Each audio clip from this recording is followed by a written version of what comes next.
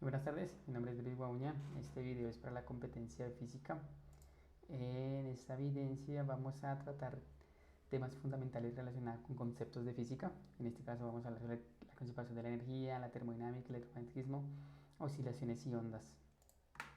Entonces, pues comenzamos con el tema de lo relacionado con la física. Pues básicamente la física es el lenguaje del universo y está detrás de muchos avances tecnológicos y de lo que percibimos hoy en día como es la vida y lo que tenemos a nuestro alrededor y lo que nos rodea. Gracias a la física y a los avances que aportan tanto físicos como científicos, como matemáticos, como químicos, han permitido que tengamos y podamos concebir y percibir lo que es la vida y tener las cosas que tenemos hoy en día.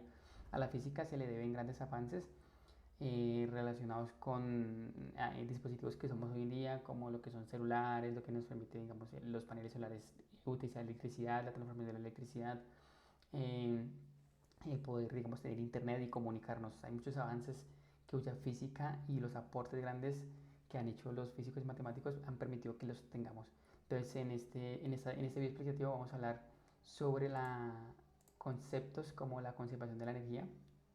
Entonces, básicamente, ¿qué es la conservación de la energía? Es un principio físico fundamental y también hace parte de una de las leyes de la termodinámica. Entonces, es un principio que establece que la energía no se puede ni crear ni destruir, simplemente se puede transformar de una forma u otra dentro de un sistema. Entonces, digamos, para un ejemplo práctico acá, vamos a ver que tenemos un martillo. Tengo un martillo y yo necesito clavar una puntilla sobre una tabla. Entonces yo transmito mi energía hacia el martillo porque necesito poder clavar la puntilla. Entonces a lo que yo transmito mi energía hacia el martillo toca la puntilla y transfiere esa energía del martillo a la puntilla para poder esta incrustarse en la tabla. A raíz de que yo hago este movimiento y se transfiere esa energía, la energía se transfiere a la puntilla y ahora la puntilla se incrusta y eso genera un orificio en la tabla y hace un desplazamiento o un movimiento generando una energía mecánica para poder la puntilla clavarse en la tabla y de esta manera fijarse en la tabla. Ahí vemos que es la misma energía que yo estoy ejerciendo sobre el martillo, ahora simplemente es que se transforma en energía mecánica. Cuando se está haciendo ese ejercicio de poder clavar la puntilla, esta energía que se está ejerciendo va a ser también que a raíz de la fricción que hay entre metal-metal, en este caso pues la cabeza del martillo que es un material ferroso, clavada en una puntilla que también es de material ferroso, genera una fricción en este contacto y eso hace que la puntilla se caliente por la fricción que se está generando. Entonces esta fuerza mecánica, esa fuerza que yo estoy ejerciendo, ahora se transfiere también una parte de energía mecánica cuando se está clavando y otra parte se da como energía calórica cuando la puntilla comienza a calentarse a raíz de la fricción que se está ejerciendo el martillo sobre la puntilla. También tenemos una tercera energía involucrada en este caso, que es la energía sonora, que es ese ruido que se dispersa a raíz de esta fricción que se está generando o ese golpe que se está dando. Entonces, básicamente, con eso pues entendemos que la energía pues no se crea ni se destruye, simplemente se intercambia de un objeto a otro o se transforma. En este caso, pues es como les expliqué en el ejemplo. La puntilla pega, el martillo pega en la puntilla necesita clavarse en la madera, genera un desplazamiento de movimiento, genera una energía mecánica para poder clavarse, la puntilla se calienta y se genera un sonido. En termodinámica tenemos cuatro, bueno, ahí está la ley cero y tenemos tres leyes más con respecto a la termodinámica. Básicamente, pues la ley cero, bueno, primero entendamos que la termodinámica, pues básicamente la termodinámica es una rama de la física que estudia la energía, el calor, el trabajo y sus transformaciones en el sistema. Esto hace que tengamos la ley cero, que básicamente es la ley de equilibrio térmico. Entonces, su enunciado, básicamente lo que dice es que si un cuerpo A está en equilibrio térmico con respecto a un cuerpo B y este cuerpo B está a su vez en equilibrio térmico con un cuerpo C, entonces A y C están ambos en equilibrio térmico. Entonces, haciendo una traducción en palabras sencillas, básicamente es si dos cuerpos tienen la misma temperatura que un tercero, entonces también tienen la misma temperatura entre ellos. ¿Cuál es la importancia de esta ley? Es que permite definir el concepto de temperatura y usar un termómetro de manera que me permita dar una medida universal. La segunda ley, bueno, pues ya de entrar la primera ley de la termodinámica, que es el principio de la conservación de la energía, es algo con una explicación muy similar a lo que comenté anteriormente. Y esta pues, básicamente el enunciado es que pues, la energía no se crea ni se destruye, simplemente pues, se transforma. Hay una fórmula universal que se utiliza que básicamente es el cambio de energía interna es igual al calor absorbido menos el trabajo realizado. Entonces, los ejemplos en la industria en que aplican esta ley básicamente son los motores de combustión, las plantas nucleares, los refrigeradores, hasta los satélites. La segunda ley de la termodinámica es dirección de los procesos o entropía. Entonces, básicamente el enunciado de esta ley lo que dice es que la energía se degrada, el calor siempre fluye de un cuerpo caliente a uno frío de manera espontánea, nunca al revés. Bueno, a menos que eso, bueno, eso puede llegar a suceder, pero se debe de haber una intervención por parte de un trabajo externo para poder que, digamos, no se lleve a cabo esta ley. Entonces, aquí un concepto clave en esta ley es entender qué es entropía. Entonces, básicamente, pues entropía es una medida del desorden que se ha establecido y es como que cuánto están desordenados las cosas, ¿sí?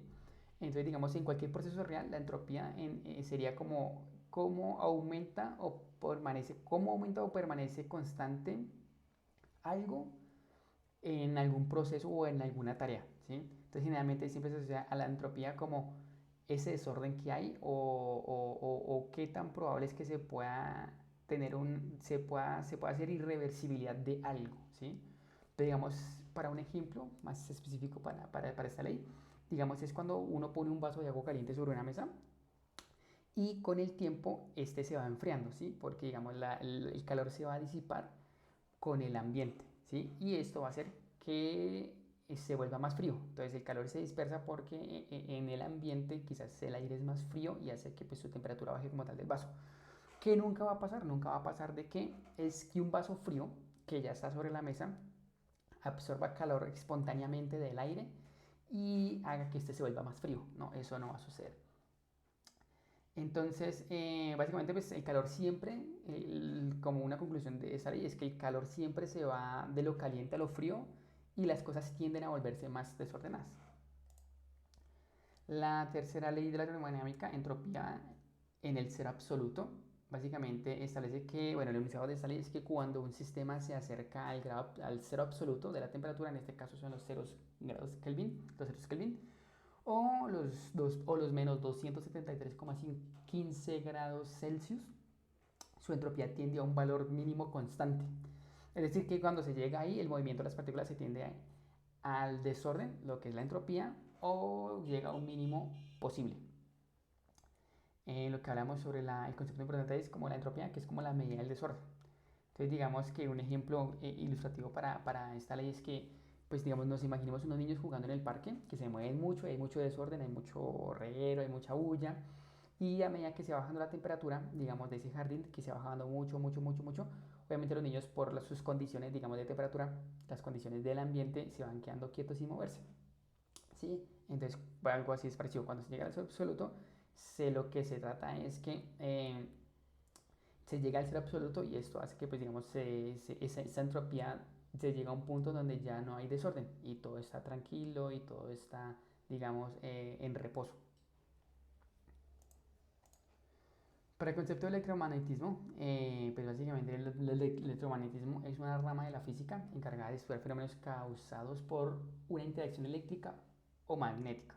Entonces, pues digamos, el electromagnetismo básicamente relaciona lo que es la electricidad y el magnetismo.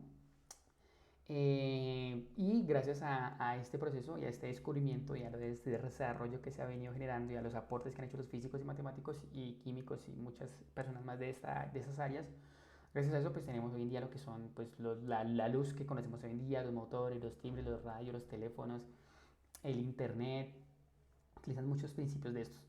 Entonces, básicamente pues el electromagnetismo se basan en una carga de un cuerpo de reposo que generan campos eléctricos, una carga eléctrica en movimiento o una corriente que genera un campo eléctrico cuando a través de un cable o un conductor eléctrico pues se transmite energía sobre este. También campos magnéticos variables en el tiempo, que esto pues es lo que, lo que produce como es inducir campos eléctricos. También esas interacciones están, bueno, bueno, y algo muy importante también son las ecuaciones de Maxwell. Bueno, esto lo vamos a ver ya en las fórmulas claves que se tienen, digamos, para esta ciencia. En este caso, digamos, las fórmulas claves. Ahí está la ley de Coulomb, que básicamente pues, nos permite medir fuerzas entre cargas eléctricas. Está la ley de Ampere, que son corrientes eléctricas generadas con campos magnéticos. Está la ley de Faraday, campos magnéticos variables que inducen un voltaje. Y está la ecuación de Maxwell, que en resumidas pues resumen lo que es como el magnetismo en general. Aquí entramos a la que son las oscilaciones y ondas. Aquí pues dos conceptos a tener muy claros es pues qué son las oscilaciones y qué son las ondas. No son similares, pero no son iguales y son conceptos que se apoyan uno al otro y son codependientes. Entonces, básicamente, pues las oscilaciones son variaciones de un medio o un sistema en un periodo de tiempo, un movimiento reiterativo alrededor de una posición de equilibrio, y una onda básicamente es una perturbación en un medio del espacio. ¿Cuáles? Digamos que cada una tiene, digamos, como unos conceptos asociados que son importantes y son como partes de esta. Digamos, en el caso de los conceptos de básicos asociados a las oscilaciones, pues tenemos un periodo, que es pues un tiempo empleado para el cuerpo en realizar una oscilación. Una frecuencia, que es el número de oscilaciones que se realiza en un cuerpo en una unidad de medida de tiempo. Una elongación, que es una distancia que existe entre una posición de equilibrio y una posición de cuerpo periodo de tiempo cualquiera. Y una amplitud, que es una distancia que existe entre una posición de equilibrio en cualquiera de las posiciones externas. Pasamos a los conceptos básicos de la onda, que vendrían a ser como las partes que componen una onda. Entonces aquí pues básicamente tenemos un ciclo fase, que se trata de un movimiento ordenado por una onda que se encuentra entre puntos consecutivos y de puntos semejantes. Tenemos un periodo, que es el tiempo que se realiza un ciclo, que es cuando digamos se ha logrado todo el recorrido completo. Una frecuencia, que es el número de ciclos realizados en una unidad de tiempo. Una longitud de onda es como la distancia que se mide de una dirección en donde se propaga hacia de la onda. Una velocidad, que es la rapidez con la que esta onda se propaga en un medio. Obviamente esa velocidad depende y varía de acuerdo al medio en el que se propague la onda. Tenemos una cresta, que es el pico más alto de la onda. Tenemos el valle, que es el pico más bajo, que la onda es una forma, la onda es de esta forma. Entonces aquí pues aquí básicamente lo que conocemos como crestas es el punto más alto de la onda y el valle es como el punto más bajo de la onda. Y la amplitud es como la altura de la cresta, la altura de una cresta o profundidad del valle. Bueno, tenemos varios tipos de oscilaciones. Básicamente pues hay oscilaciones simples, movimientos que realiza un cuerpo al ir de un extremo a otro, oscilaciones de doble o complejas, oscilaciones libres, oscilaciones amortiguadas y oscilaciones forzadas.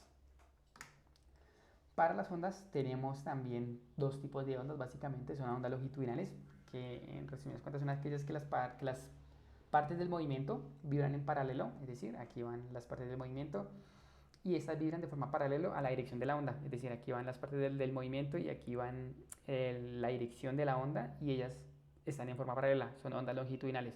A diferencia de las ondas transversales, que son aquellas que las partículas vibran en un medio de forma perpendicular, entonces digamos está la dirección y las partículas de medio vibran en forma perpendicular a la onda. Esto hace que se genere pues, básicamente como un ángulo de 90 grados y por eso se llaman transversales. Las partículas de movimiento están de forma perpendicular a las direcciones de las ondas. Entonces, gracias a estos desarrollos, digamos que tenemos grandes avances tecnológicos, como poniendo ejemplos precisos, es como las montañas rusas, en donde pues, se conserva el tema de la energía. También se utilizan sistemas eléctricos para poder todo el tema de manejar seguridad, de elevación de poleas, el tema de multiplicadores de fuerza para poder subir esos vehículos hasta los picos más altos y luego dejarlos descender. Está el tema de las centrales hidroeléctricas, que manejas pues todo lo que son los inducidos de las turbinas para poder generar la energía y convertirla en una energía mecánica que se está generando a través del fluido del agua, a través de las turbinas, poder generar energía eléctrica. Están los motores de automóviles, están los plantas nucleares, los refrigeradores, los generadores eléctricos, los teléfonos, redes inalámbricas, instrumentos musicales y pues fibra óptica, entre muchas más cosas que permiten que pues digamos tengamos el concepto de vivir como vivimos hoy en día es gracias a estos desarrollos. Como conclusión, pues básicamente las leyes de la física no son leyes abstractas, son el motor de la tecnología de la conservación de la energía, la termodinámica, el electromagnetismo y las ondas. Este tema de estos conceptos están detrás de muchos inventos que se han hecho. Digamos, en el tema de las ondas y cómo se transmiten estas a través de un medio, también está fundamental todos los elementos de cuerda, como las guitarras, como los violines, cómo se transmite el sonido al uso de estas cuerdas. Y todo esto se logra y se ha podido determinar y llevar y finalizar gracias a la física y poder entender gracias a la física cómo funcionan estas e implementarlas, digamos, a día de hoy en nuestra vida. Gracias.